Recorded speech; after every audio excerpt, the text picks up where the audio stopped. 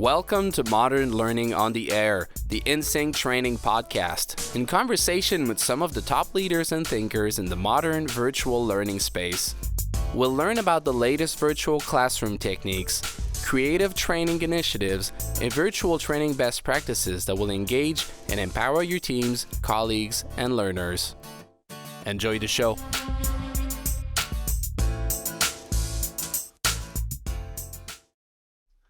Welcome to Modern Learning on the Air. I'm your host, Jeff Brown, Creative Director at InSync Training. It's fantastic to have you join us today as we dive into the future of corporate training. Today, we have two incredible minds in the world of learning and development. Jennifer Hofmann, Founder and Chief Strategist at InSync Training, and Karen Vieth, CEO and President. They've been at the forefront of reshaping how businesses empower their teams through learning, especially when everything around us today has been changing at lightning speed. Join us as we explore genuine strategies for effective training across a global and ever-changing workforce. So let's dive in. Jennifer, Karen, welcome. Well, thank you, Jeff. And it's exciting to be here with Jennifer. I mean, there's so many things over the course of the last couple of decades that have changed as we have moved into different roles throughout the organization. But, in training itself, there's been some massive changes, haven't there, Jennifer?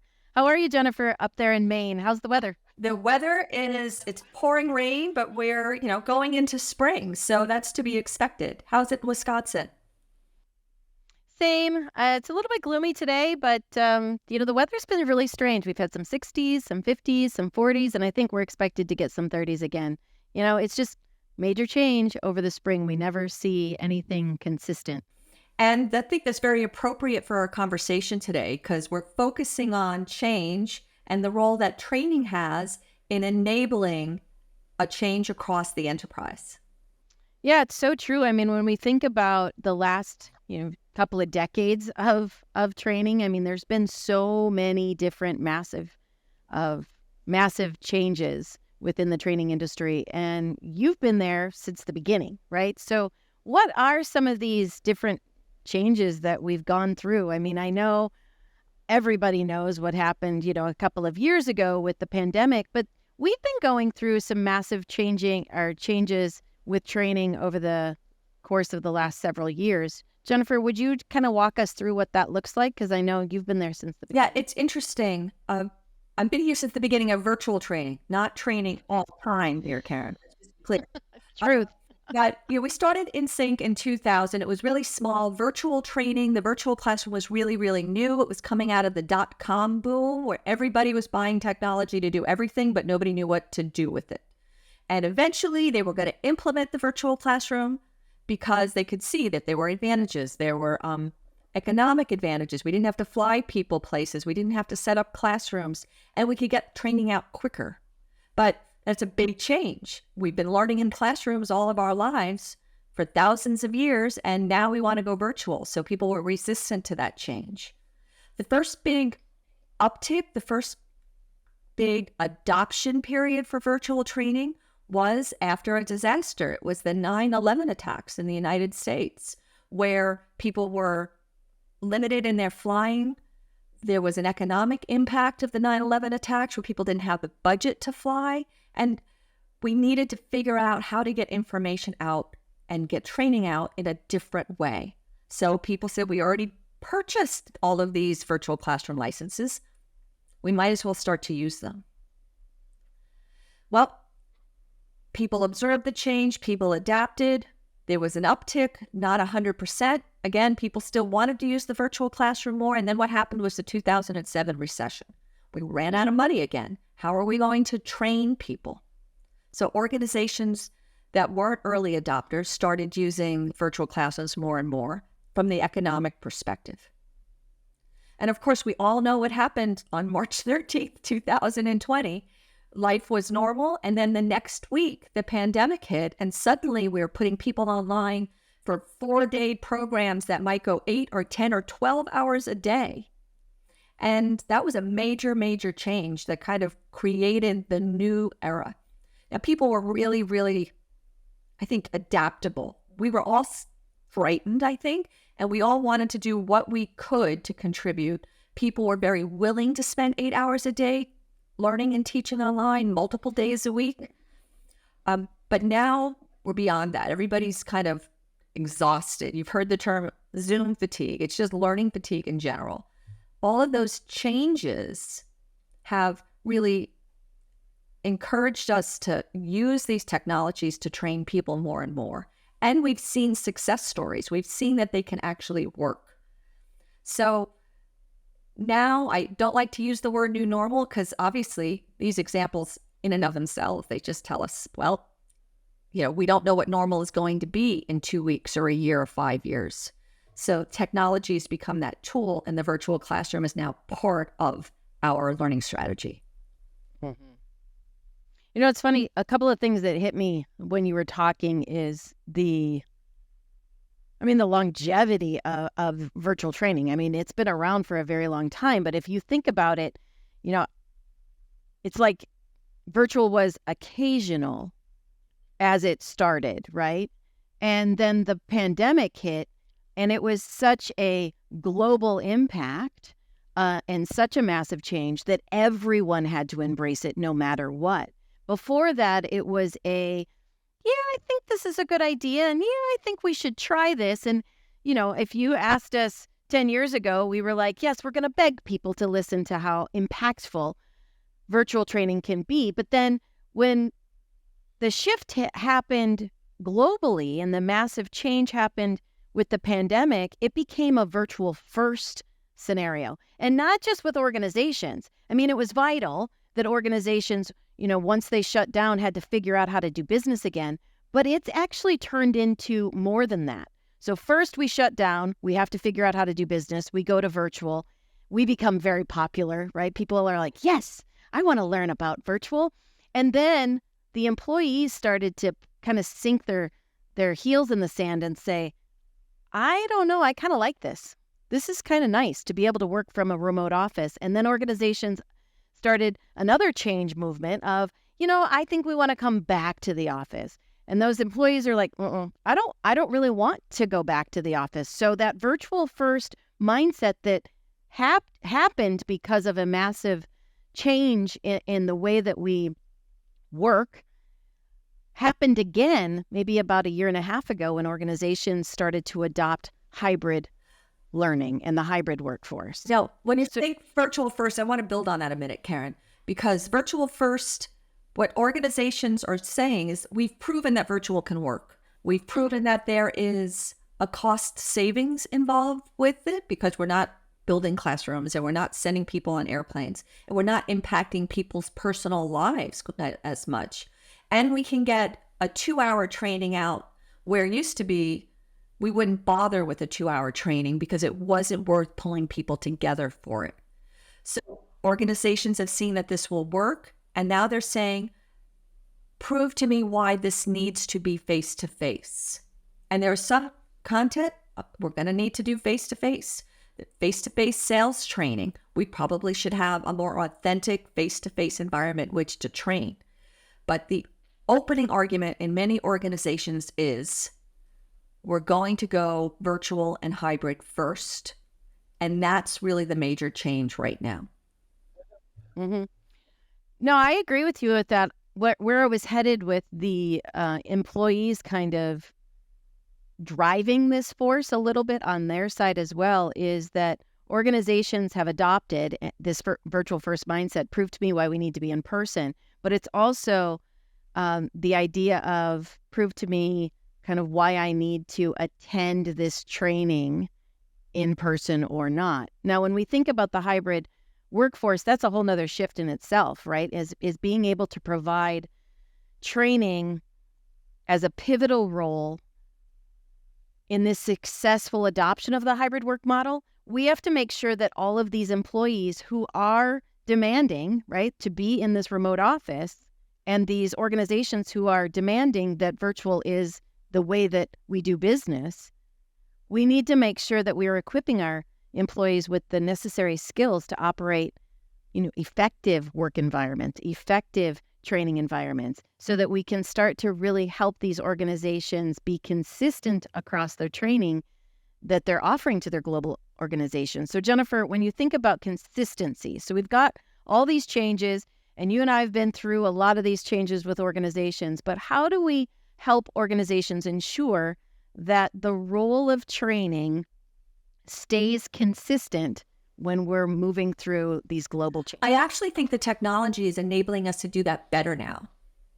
Used to be, in the olden days, we would create a training program that we had an intention of getting out globally, but it would be taught face-to-face. So in a great scenario, we'd bring in trainers from all over the world. We'd have an intensive train-the-trainer program, and then we'd send them out to all corners of the world in order to teach it. But at that point, we didn't have control over the ultimate quality. Maybe in one country, they decided a 3-day training class could be taught in 1 day, and we cut out all the activities.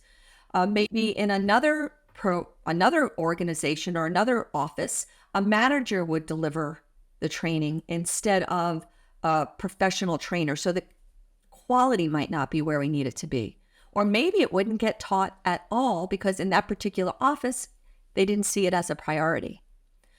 So the first way we can ensure a consistency across the enterprise is the fact that we can create a rollout schedule. We can monitor all of the facilitators globally and ensure that the training is actually happening in the way we intended it to happen. So I think that's a big plus of using the virtual classroom. Another thing that we can do is we can record everything. And while I'm not a big fan, Karen, of using recordings as the training tool, we can use it as a quality monitoring tool, not to go out and say, bad Karen, you didn't train this well, but to see how this is being delivered in different countries. Japan might have a very different way of delivering content than we do in the United States. And learning about those adaptations can really help us create more consistent training and ensure that the messages that we want to get out are getting out in the way they were intended. Yeah. I mean, technology and all of the technological systems, they're critical. They're critical to helping us with efficiency and effectiveness, right? They help us get the training materials out. And a lot of organizations are really good at that, right? So consistent messaging, I've got 7 different trainings I need to get out. And we're good about creating this ability to educate our workforce. But I think one of the things that we have to talk about is the element of kind of the human element, if you will, of change management. It's often overlooked, right? And if we think about the hybrid environment and the hybrid workforce as part of this massive change, human element has really been overlooked. We have adopted through multiple tools, right, the ability to allow Sally in Tennessee to sit in on training via Zoom with her colleagues in, Virginia, right? But we haven't focused on how to really consistently connect Sally with Jim and make that connection happen in a humanistic way so that individual can continue to learn, continue to grow, continue to develop a mindset that's open to change and that will then kind of create some sort of behavior change back at the job. I mean, as we think through the importance of the people within our trainings, it's not a matter of can we provide training globally? No. The answer is yes, right? I mean, we all know that. Even every grandmother now can be on Zoom, everybody. But it's what we do within those sessions, those virtual sessions, to create a consistent message, a consistent collaboration, consistent communication that fosters that collaborative spirit and facilitates, an exchange of ideas and meaningful learning experiences that I think if we're going to make some true change within our organizations through training, that's how we can keep things consistent, is really looking at the people and making sure that we can connect the people. I know there's a client of ours, Jennifer, that kind of went through this global change that you were part of. A great example of this process is Siemens, which is a global organization that does electronics and electronical engineering, and I think probably every piece of electronics we own probably has a Siemens part in it. And when the pandemic started, they implemented a permanent new normal, they called it. This is their words, new normal working model. And they never intended it to be a stopgap until the pandemic ended. But they said, this is the change. We can see it being a permanent change, and they planned for it. And what that new normal was is that they were always going to allow employees to work from anywhere 2 to 3 days a week. And that was pretty cutting edge back in 2020, right? Nowadays, it seems normal. Just shows you about how fast this change happened. So what they did is they created a change plan, a training plan for their employees that really focused on what they call digital upskilling and fostering a change-ready mindset, because we don't know what change is happening tomorrow. Now the big change is AI and how that's impacting our work. So change is constant. So we need to not just train about the change, but prepare the workforce for that change that we don't even know what it is yet. And Siemens gave a lot of training on digital upskilling. And to me, that means how do we collaborate, connect, and communicate in this virtual environment? We all know how to turn on Zoom and talk, but is it really impactful? Is it really moving the conversation along? And I think a big change in looking at the training function in organizations is the fact that we're not just training people how to sell a car or to fix electronics or to provide good customer service. We're also training them how to work in this hybrid environment. Because think about it, Karen, if we can collaborate, connect, communicate well in a training situation, those skills are going to spread out. And when we get together to work collaboratively, but not physically together, we have those skills. So training and the training function, I think, is becoming an even more important partner to the business. It almost sounds like our job in learning and development is to support this change management. It's to help empower an evolving workforce and really to sort of work towards a new mind shift, right? And a growth mindset that's going to help everybody from leader all the way down to, learner. And I think as we support this change management, we kind of as an industry, learning and development as an industry, need to really focus on how we can help continue to embrace this and empower individuals. And I think it starts with the 4 strategies that we've come up with as far as how we here at NSYNC can really help to support change management. And the first one is really promoting that ownership of change, right? Making sure that we all are addressing and owning our part in that. And when you say all, it's the learning and development team, it's the managers across the organization, and the people actually learning. We can't just wait as a learner for you to give me my new leadership training or teach me about the new human resource management system. We need to actively be involved in that process. I know I need to learn this because, but that's some messaging that the training organization can provide. They can say, why is this important? What moment of learning need will you use this information? Where can you get more information? But it's up to you, individual, to implement this change and to actively participate. If our job is to create a learning environment that has the right information that aligns business goals with learning needs, your role, learner, is to own that, actively participate, and give us feedback. And the managers have a role too. Managers and supervisors have to make sure that 2 hours of virtual learning or learning from home is just as valued as going to a classroom, and support that time away to be able to learn, to be able to grow, to be able to develop. And that helps the individual, and it also helps the organization.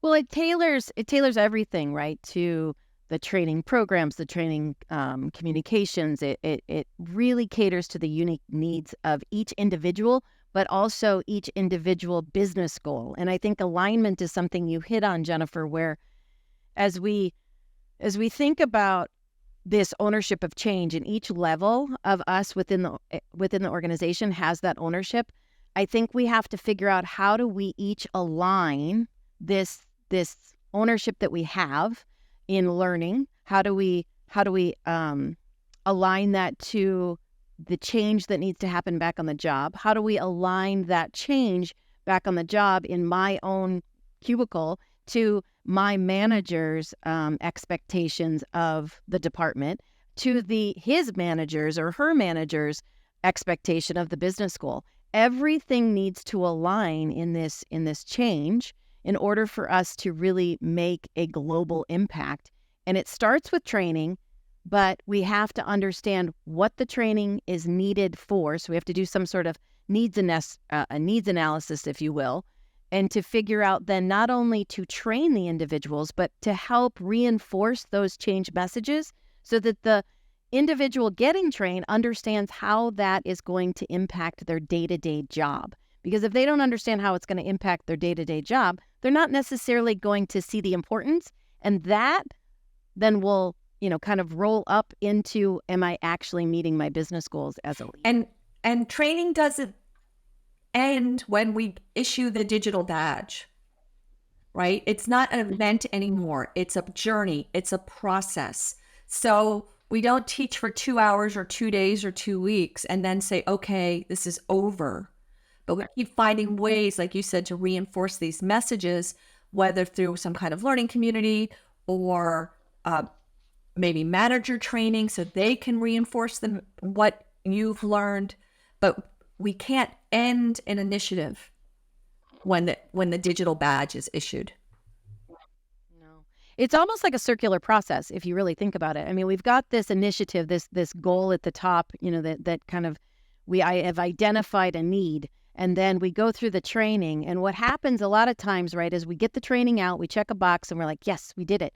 But what we're not following is that reinforcement of communication, that reinforcement following back into the workforce, right? And then that nasty word of evaluation. We're not evaluating in the moment or after the fact and then analyzing that data to figure out what worked, what didn't work. We're kind of getting stuck halfway down the circle of training, if you will, and just checking a box that says we've done it. And really, if we're going to have consistent change within our training initiatives, we have to measure the impact. So as a learning and development specialist, we can play a vital role in measuring the impact of all training, not just at the training level, did they like it, but how does it impact their day-to-day business change or behavior change? How does that behavior change then impact the business goal? And I think, Jennifer, it's more, I get really passionate about this because it's more than the survey. It's more than the quiz. It's more than the smile sheet. It's more than the one-on-one interviews. It's what am I doing as a facilitator in that training with these individuals to make sure that I can see those light bulbs going on? What am I doing to be agile, to change my exercise in the moment to make sure that I am clear that their practice and their knowledge is going to leave that training and actually be effective back on the job?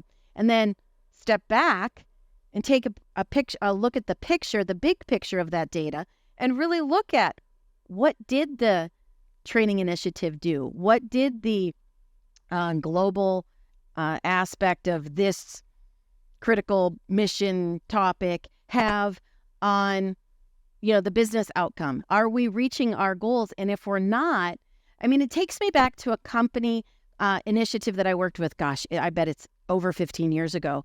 And this organization was a face-to-face training organization, and they would go into the organizations and they would do an all-day training on this software, right? And everybody would be at their computers and we would learn everything there was to know about this software. And what happened was when we left, because it was a one and done, we left and those individuals would, the call center was just coming off the phone. There was so many people from that organization that were like, I don't understand. I don't remember. There was so much information. And then about a month into implementation, silence.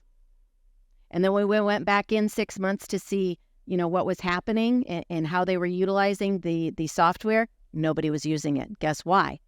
They were overwhelmed, right? And so when we measure that impact, we can change the training initiative. What they did was they broke it up into smaller bite-sized pieces, virtual training, to be able to give a little information, go out and practice it, come back, let's have a little, session around feedback, and then go off and use it again. So measuring that training at the base level, but also at the kind of organizational level, helps us to see the impact that we're actually making. Part of the problem with measuring the impact of traditional training for a global training initiative or a global change initiative is the fact that, okay, this week we're teaching it in Peoria, next week we're teaching it in London, the next week we're teaching it in Japan.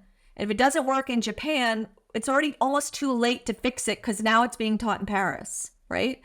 But if you roll out a change initiative via a virtual tool like Zoom or MS Teams or WebEx or whatever it is you're using, we can evaluate in the moment what worked and what didn't work. And by tomorrow, potentially, depending on what needs to be redone, we can update the content and make it even more meaningful. Or we can say, you know what, this isn't working at all. We're going to stop the rollout without rolling out bad training that doesn't have an impact. And we have seen people do that. Sometimes just, I want to make a little bit a change to this breakout activity so we can collaborate a little bit more. We can make that change and have it roll out tomorrow. So that measuring the impact has so much more reach and is more, I was going to say more impactful. I was trying not to use the same word to define the word, but we can do things quickly and see the change in our programs. So to me, that's what they get to about agile design, be ready to implement. Right. Well, and it's funny because it takes me back to the days of academia for me, and it really hits on something that we have said year over year, moment over moment, is we as training and development, as educators, we want to develop and cultivate a world of lifelong learners, right? And if you think about training and we think about continuous improvement, the only way to develop this is to create training where people actually see an impact from the training.